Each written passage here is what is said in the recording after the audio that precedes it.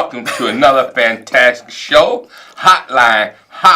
Welcome to the Herald Washington Post 1987 Hotline Show. And that fantastic commander, welcome back, sir. Glad to be back. Welcome everybody to our show, and we'd like to start this off the best way we can. That's to talk about the veterans, as always, nursing home, and whatever it may be that comes to a veteran that they need to know. But also, we're sending out a shout out to Can TV for their 35th anniversary. Oh, Can TV. Yeah, thank you. And while we're on there, they're gonna be shooting us also for their 35th anniversary. So we're gonna be on two sides today. So, but anyway, this is your side today. You know, Commander, when we did the show last week, and we brought out the stuff about the issue of Abraham Lincoln Cemetery, and the fact that our veterans can get all of the benefits they need done other than the casket. And in embalmment. People really enjoyed that information last week. Yes, because, see, you know, people, not just veterans, but family members of veterans, you need to know this because, see, you know, something may happen. Yes. And this is something that you need to know. Because it's not only important to you, it's very important to them, because if something should happen to that person, you wouldn't have to be running around with a chicken lost his head. You know just where to go. You go straight to the source, and that way, you know, it will leave a lot of pressure and problems. You know what, Commander? What our veteran members should do is go to the VA regional office next door to the VA parking lot. If you don't have a copy of your DD-214, because let me just take a moment, because I had a dear friend whose brother passed and didn't have his documents, and he was running all around Chicago and the suburbs trying to get that DD-214. Right, I know that. I remember that. You remember that case? Yes, and that's a sad situation because he's not the only one that did it. It's a lot of family members. But see, then it strikes really hard when it's close to home. Yes. And it's always close to home when it's part of your family. Yes. Even if you know somebody, you know, it's just a decision. It's not up to us, you know, because everybody want to live, but don't nobody want to cross over. But we have to come to that decision because, see, you cannot stop this. It's out of our hands. Come in, caller. Go ahead, caller. Yes, hello. Yes. My name is Penny. Yes. And I'm calling from Chicago. Okay. And I just wanted to emphasize more about that DD-214. It helped me a lot. I was with my dad for like 11 years, going back and forth to the veterans, getting the paperwork, preparing his funeral, sitting with the family, having the health care that he needed. All those things I pressed and pushed on. Family members need to know. They thought I was crazy, but I knew in my heart it was the right thing to do. Yes. And I'm glad that he's buried with my mom. I was able to get his file from Ohio. I had to write in to get the file. I had to go through a process, but it was all worth it. I know he was proud of me. He even saluted me before he passed away. Man, is he in Abraham Lincoln? Yes. Okay, good. And caller, you know, that's a good thing. I'm glad that you calling, so you getting the word out that it's important. It's important to everybody. Even if you're a friend, for all veterans, male or female, have copies of that DD-214. Yes. Put one in your Bible. Give one to a close relative. also put another one over to the side because see we don't know when our time is there, and that way somebody could put their hand on it, and that way it will relinquish a lot of burdens off of everybody. Because see, you know, once something happens, pardon me. No, I was just saying the death certificate and the DD-214 are very important for things that the family needs to collect. Like I was able to get my father's pension. I was able to get this services. My sister's a caretaker. She was able to take care of him and get paid. So all this happened through the Veterans Administration. That's a beautiful thing. It took 10 years in the making. Yeah. So I got 10 years worth of knowledge on that. And see what you're saying right now, caller? A lot of people don't know this. That's why each week we try to put it out there to, you know, the family members and stuff. Things that you could do that people don't even think about. Why wait to the last minute when you could do it now? That's why they be saying, get prepared. And see, another thing. Come in, caller. Yes, sir. Good evening, gentlemen. Good evening. How you doing? I'm a Vietnam vet. And you know what? I got the gist of last week's show, and I want to know my end for the funeral and the VA's end for the funeral. What I need to do, what the VA will do the rest. Yes. The only thing you have to worry about is the casket, and as the commander pointed out, the embalming part. After that, everything else is done by the VA. And see, and they have preparations for you to fill out where, you know, whenever it happens to you or whoever, well then it's already taken care of. Because see, you could come down to the VA regional office, or you could come inside the hospital from 8 o'clock to 12 o'clock to what we call strike force. Strike force is that's where veterans sit at, and you could get all the information about veterans, the benefits, homeless, Yes, sir. and dental and everything. I want to know this. I could go to my funeral home and give them all my information. Yes. And then my end will be done, right? Yes. Yes. Okay. Just I need my DD-214, right? Yes. Yes. And that's all I need. Yes. And now, then not again, only that, because see, sometimes during a death situation, a funeral parlor can request your DD-214. But see, then too, they will make them emergency copy. But see, it's got to be a little while before whoever the caretaker is or whatever, beneficiary or whatever, then they'll get one. But see, it's always best. That's why we constantly say it's always best for the person to send out for their DD-214. you got that, caller? Oh, yes, but I want to know if it includes the headstone and the flag. At the VA, yes. You can fill that out yourself. It's called a pre-burial information.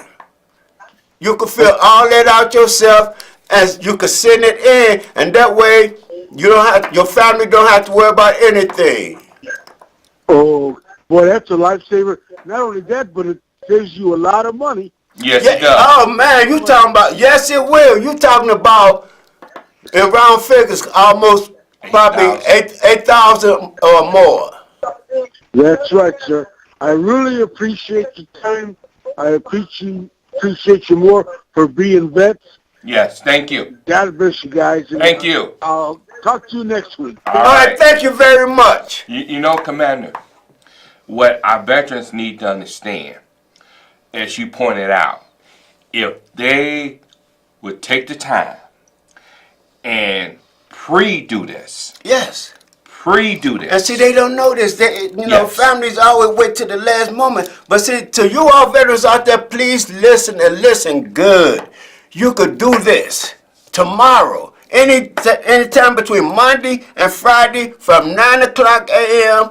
to 12 noon. You could go down there to Jesse Brown VA Medical Center, go straight in the back and ask anybody where Strike Force at. And remember, you do not have to get your casket from a funeral home. No, you don't have to buy. You don't have to do that as a veteran. There's other places that you can buy them wholesale. They don't let you know because of the idea you're taking money from them. They like to be the middleman. But this way you could beat the middleman. And when it comes to our veterans, we don't want nobody taking advantage of our veterans. Nobody. And see, when it come that time to make that transition, and your family have to go see the man, well, unfortunately, because that's his or her business, they're gonna play on your emotion. Right. And we don't want that. Right, so why sit up there and pay $3,000 to almost $10,000 for a casket? When you could go to a wholesale, can't name the place, but you know, you could go to a wholesale and you could buy that same casket For a discount price. for discount prices.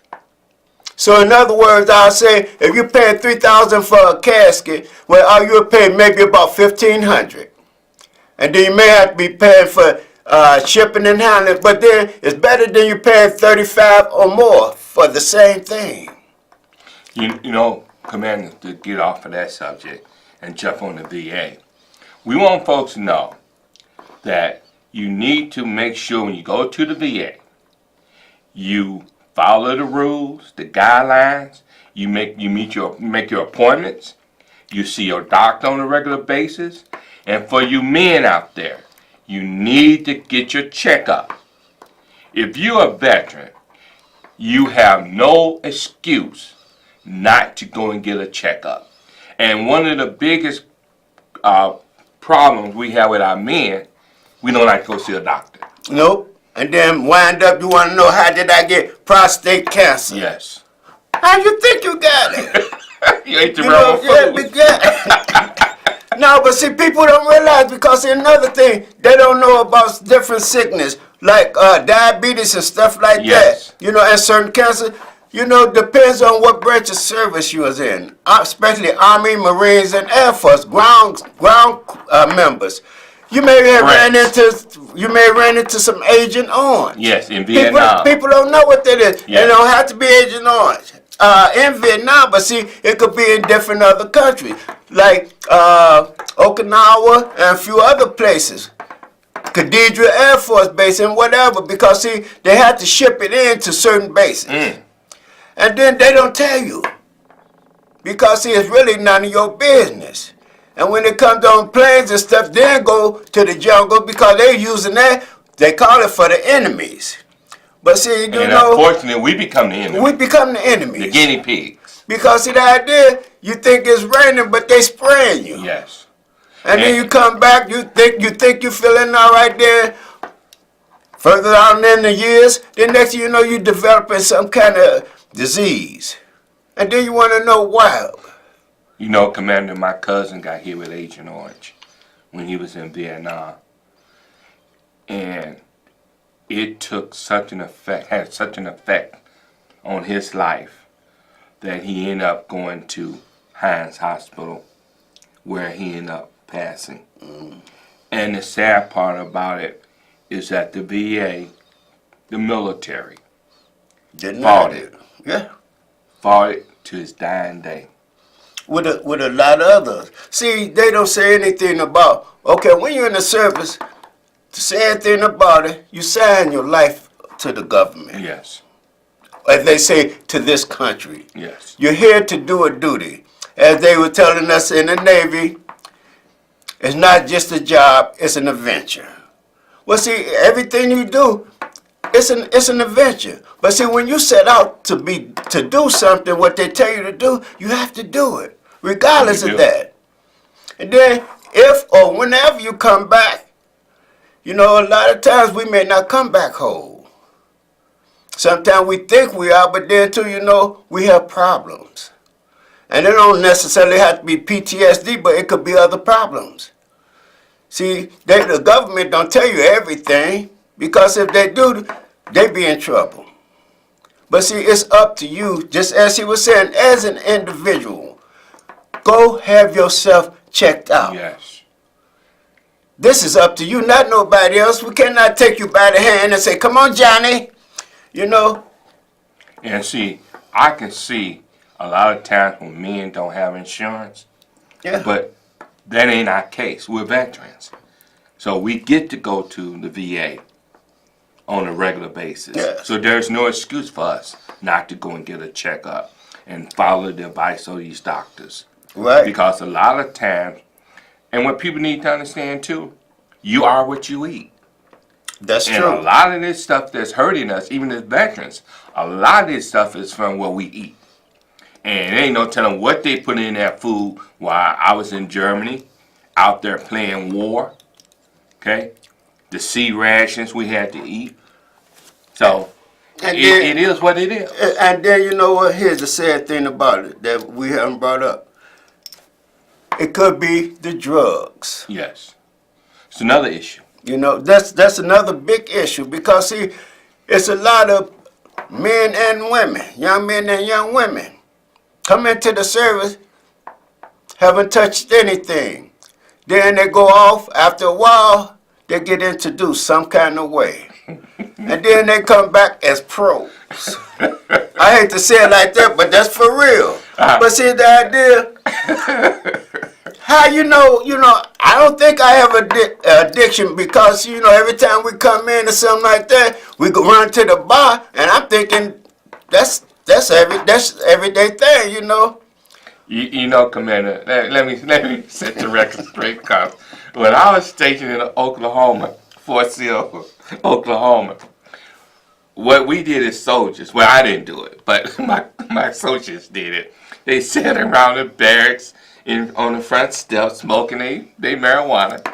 And a lot of times we were dirt poor because, we didn't have no money. And everybody waiting to payday. And those that had the marijuana would pass it around, okay? Now, when I got to Germany, that's when I ran into the big hashes. stuff, the hash. Yeah. I had guys doing guard duty. When they supposed to be watching over us while we're asleep, smoking hash on duty. Oh man, they ain't that. One day, I was in charge of guard duty, so you got to be fully uniform. Yeah. We go around, check, here go individuals walking around, with no shoes on. I mean, not fully dressed and stuff. And, you look at them and try to figure out what is going on. Well, I thought when nobody coming around, you on duty. But see, here, but what we talking about though. And this is, although we laughing and stuff because, see, we did this. I lived through it. But see, this is some of the things that You experienced in in the military. In the military, in all branches of the service. Yes. But see, the idea, like I said, you go in, you come in, like, with laces on. You come out with with spike collars on. No, but see, you learn. Yes. And see, a lot of times, now this is not no joking part. A lot of times you have to pre-medicate yourself. Because see that there's certain things that you go through in life that, it shake you up because, like I said, depends on where you're at and what are you doing. Your life is different. So then, you look at some type of solution that you may come up with or a friend may come up with and tell you to calm down. And this is what you may calm down with. And see, then you get used to it. So now, then, when you come back home, you still got to go back through the same thing because see, now you hooked and not knowing. But see, that did, and then,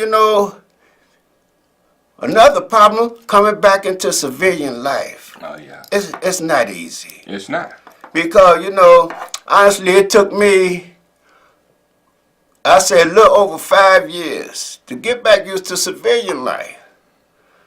Well, you got to understand, once you get to your permanent duty station, you still getting up at 4 or 5 o'clock in the morning.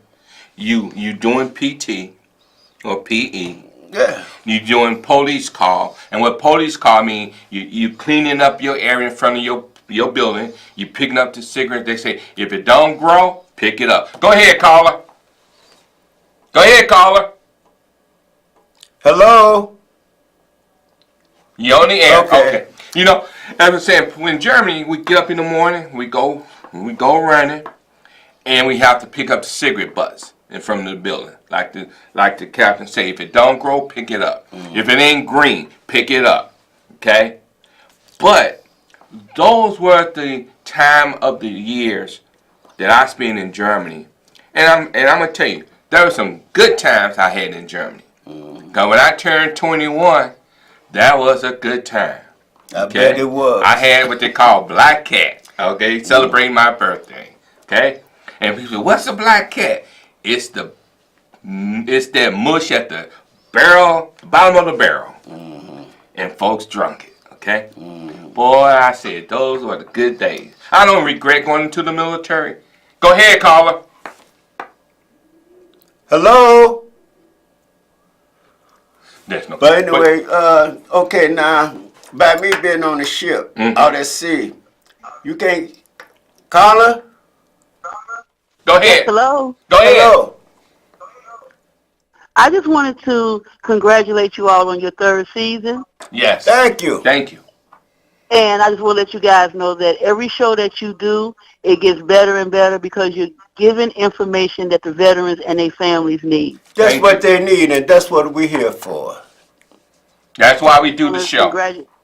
Thank you I just very want to much. congratulate you guys and just tell you guys to continue the good work. Thank you You're very welcome. much. Okay, now back to being in the Navy. You in the war. You're on the Yeah, water. so you can't get off that ship in Right. that water to go look for, to go clean up. But see, you know what I'm saying though. But you do get up in the morning, Right. and they have certain hour from 8 o'clock to about 9 o'clock to walk through different compartments and clean it up. Okay. And then like Fridays, it's like we do the whole ship top to bottom. You know, say what I'm doing up there, but see, you know, like I said, that's why I be clean up on the pipes, cause see, you got to get up there And with clean it it, and stuff, and okay. clean it and stuff. But see, this the main thing what they teaching you about cleanliness. Yes.